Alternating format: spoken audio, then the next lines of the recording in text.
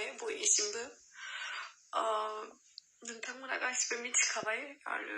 मिथिखायोबो नाथाय आं दिनै सासे लाजिनो रोङि मानसि जानानै आं नोंथांमोननि सिगाङाव मोनसे भिडिअ लानानै फैदों मानो होनना बुङोब्ला बयबो आंखौ बुंगासिनो जे नों मोनसे भिडिअ बानायनानै हो इदि होननानै बेखायनो आंबो सासे लाजिनो रोङि जानानैबाबो आं नोंथांमोननि सिगाङाव दिनै आं माने आंनि भिडिअनि गेजेरजों आं बुंनो सानो जाय बिथांमोना आंखौ गाज्रि होनना सानदों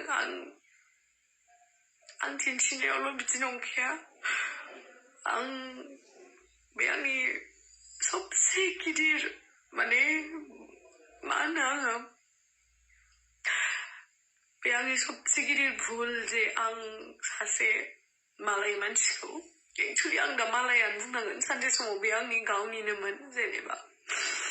आं रिलेशनशिपआव थानाय समाव आं बेखौ बिराद ट्रास्ट खालामनानै बिलिभ खालामनानै जों बेफोरबायदि प्राइभेसि शेयार खालामलायदोंमोन जेनेबा आं सासे मेचुर सिख्ला आं टिनेजार नङा आंबो मिथियो आरो बेबायदि जाथाया सिगांनिफ्रायनो जाबोबाय थाखादों आंबो बेखौ मिथियो खिन्थु जों सासे जेनेबा एज ए मेचुर हिसाबै जों मिथिलायबाबो मोजां मोनलायनायाव बिदि माने जाफ्लाङो नोंथांमोना बुजिगोन ना बुजिया आं बेखौ मिथिया खिन्थु जोंहा न'आवबो मिथिखायोमोन आरो बिस्राबो न'आव मिथिखानायखा स' बेखायनो जों बिराद माने अपेन रिलेशनशिपआव दङमोन ओमफ्राय बिनि उनावहाय बिदिनो जोंनि रिलेशनशिपआ माने आं माखासे पार्सनेल खोथाखौ माने सावरायनो सानाखैमोन अब्लाबो दिनै सावरायनो गोनां जाहैबाय मा होनबावनो आरो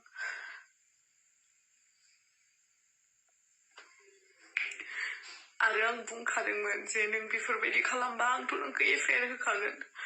होमबाबो बे मानियासै खिन्थु आं बेखौ अननो ओंखारो बिस्रा रावबो बिदि न'आव रावबो बिदि सार्भिस मावनायबो गैया माबो गैया ओमफ्राय गासैखौबो बेनो नायजोबो आं बेखाय अननानै थादोंमोन आं फार्स्ट टाइमाव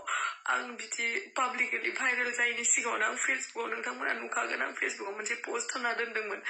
जे मानो बेफोरबायदि ट्रास्टखौ सिफायनांगौ जेनेबा आंनि लोगोफोरनो हरनायाव लोगोफोरा आंनो फरवार्ड खालामना हरदों आं बिराद लासिंसिं मोनबाय माने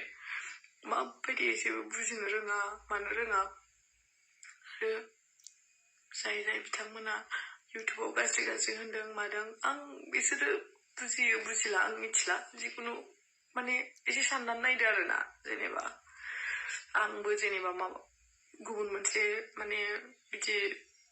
खामानि लानानै आं खालामाखैमोन आं जेनेबा आंनि बयफ्रेन्ड हिसाबै बा आंनि न'जों मिथिलायनानै बिस्रानि न'आवबो मिथिखाजोबो जोंनि रिलेशनशिपआ उनावहाय माबा मोनसे जाहोनाव जोंहा ब्रेकआप जालांबाय बेवहाय बेफोरबायदि भाइरेल खालामनांगौ आं सानाखैमोन अब्लाबो जेनेबा नोंथांमोना बुजिलायदो आरोना मा जेनेबा नोंथांमोनाबो बुजिनो हानाय साननो हानाय जेनेबा गोहो दंखायो आरो मा बुंबावनो खिन्थु आं दिनै बिराद दुखु मोनो जोंहानि पेरेन्टसनि थाखाय नाम्बार 1 खोथा खिन्थु आं बिराद लाकिबो सानो जे आं बेफोरबायदि सापर्टिभ माने पेरेन्टस मोनदों फंबाय मोनदों जाय आंखौ बिराद सापर्ट खालामो आं नुबाय दा सोर आंखौ अना सोर आंखौ गाज्रि मोनो आं दा नुबाय आंखौ बे बुंहरखादोंमोन नों आंजों हाबा जायाबा आं नोंखौ टटेलि बरबाद खालामखागोन नोंनि इउटुब चेनेल नोंनि एभ्रिथिं खिन्थु आं सासे फरायनाय हिनजावसा हिसाबै आं हाउसवाइफ जानानै थानो गोसो गैया बेफोरबायदि खोथा मिलायलायैयाव जोंहा बेफोरबायदि जालांबाय बास आं पार्सनेल खोथाखौ मा बुंबावनो ना ससियेल मिडियायाव शेयार खालामनानै जेबो लाब गैया बाट बेयो ओरैबायदि प्रिटेन्ड खालामो जेनेबा लाइक आंजों जेरैबायदि रायलायो बे ससियेल मिडियायाव ओरैबायदि प्रिटेन्ड खालामो जेनेबा बिराद साधु जेनेबा बिदि आरोना खिन्थु बिनि थाखाय दिनै जोंहा माबा बेसे खस्थ' जानांदों आं होमबा बेखौ मानो अननो आरो मोनसे खोथाबाव जेनेबा बहुत मानसियानो आंखौ बुंहरदों बै कार्बि आलं प्रग्रामनि भिडिअ आपल'ड खालामनायाव जे नोंहा लाजिनाय गैया नामा मानाय गैया नामा एसेबां बिदि भाइरेल जानाबो नों भिडिअ खालामदों मा खालामदों बेखिनिखौ आं जोंहा फंबायनि थाखायसो खालामदों जोंहा गैया होनदों नों जेम्सखौ देखाय नोंखौ बियो इउटुब चेनेल नोंनि गासैखौबो नोंनि केरियार बरबाद खालामनो नागिरदों ना नों देखाय बेबायदि बेबायदि इनसिडेन्टआ जाखाबाय थाखायो नों जुदि दा थैनानै थाङो माइनाव नों जुदि दा थैनानै थाङो मानानै थाङो बाखि जाय हौवासाफोरा बेबायदि खालामो बिसोर सोलो मोनगोन बिदि खालामनो नों देखाय माइनाव होननानै आंखौ बुंबाय थादों आरो बे भिडिअ'आ अलरेडि एडिट खालामखांनाय गासिबो खालामखांनायखामोन आं आपल'डसो होआखैमोन ओमफ्राय आगैया फैनानै आपल'ड होना होबाय ओमफ्राय बहुत मानसिफ्रानो आंखौ बुंहरदों नोंहा लाजिनाय गैया नामा मानाय गैया नामा बेफोरबायदि इमान मानसिफोरजों बखि जानानै नों भिडिअ आपल'ड होनो मा होनो नाथाय आगैया फैनासो आंखौ जेम्सखौ देखायनोसो बेफोरबायदि खालामदों नोंथांमोना बुजिना नायदो आरो माबायदि दिनै आंनि फंबाय आंनि न'खरनि आरो जाय आंनि रिलेटिभ्स गासैबो आंनि थाखाय जेंना सिं जानांदों बेखायनो आंबो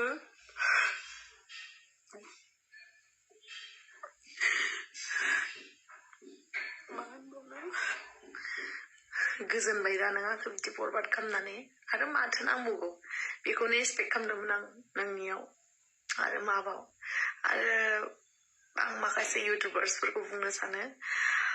थाइसे थाइनै फैसानि थाखाय बा भिउवार्स मोननो भिउ मोननो साबस्क्राइबार मोननो थाखाय इमान माने बिदि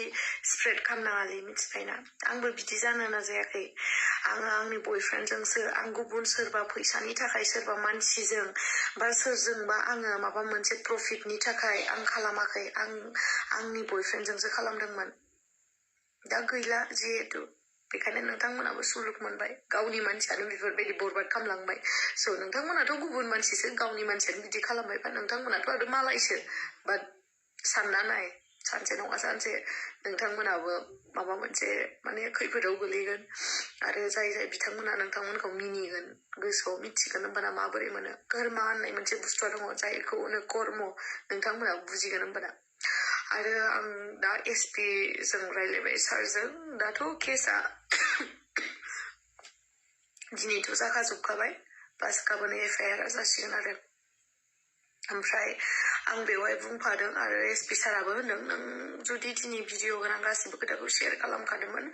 ओमफ्राय नों जुदि भिडिअ होगोनबा बेवहाय नोङो बुंना दोनखा जे इउटुबार्सफोरखौ जाय बिथांमोना गावनि चेनेलखौ माने दोनजानो लुगैदों बा गावनि चेनेलखौ उनावहालागै लांजानो लुगैदों बिथांमोना आंनि भिडिअसखौ जाय दङ बिथांमोना डिलिट खालामजोब आरो खालामाबाथाय मिथिखा आरो मा जाखोना स' बेखिनि रिक्सखौ आं नोंथांमोननियाव होबाय आरो इनुस आं नोंथांखौ बुंनो सानो इनुस नोङो माबे जुगाव दङ आं बेखौ मिथिया खिन्थु आं बेफोरबायदि खामानिखौ आंबो लाजियो खालामनो खिन्थु आं आंनि बयफ्रेन्डजोंसो बिदि रिलेशनशिपाव थानायावसो जादोंमोन स' माबा मोनसे बुंनायनि सिगां एसे सान आरो लास्टलि आं बेखौनो बुंनो सानो बयनिसिबो सिगाङावबो जे आइ एम सो सरि आरो आंनि दिनैनि बे भिडिअखौ होनायनि जाहोना जाबाय माने बिराद बिदिनो आंनि फेक एकाउन्ट खेवनानै बायदिसिना मिम्सफोर दिहुनदों बायदिसिना माने आंनि पस्ट होनाय बायदि खालामनानै आंनि फट' आंनि एकाउन्ट माने बिदि फेक एकाउन्ट खेवनानै बिदि जानला मानला होदों स' नोंथांमोनखौ बेखायनो जास्ट क्लियार खालामनो थाखाय आं होबाय दा नोंथांमोननि सायावसै आरो ना आंखौ गाज्रि बुंनो ना आंखौ मा खालामनो आंनि भिडिअसफोरखौ नाया बे नोंथांमोननि खोथा आंथ' नोंथांमोनखौ जेब्लाबो होनखाया जे आंनि भिडिअखौ लाइक खालाम कमेन्ट खालाम शेयार खालाम जुदि नोंथांमोना मोजां मोनखायोबा नायगोन आरो बेवहाय आंहा जेबो बुंनांगौ गैया बाट आं बेबायदि सासे मानसिनि थाखाय आंनि माने आंनि जा सिमां बे सिमांखौ आं जेब्लाबो फेलें खालामा आरो आंजों रावबो गैफायाबाबो आंनि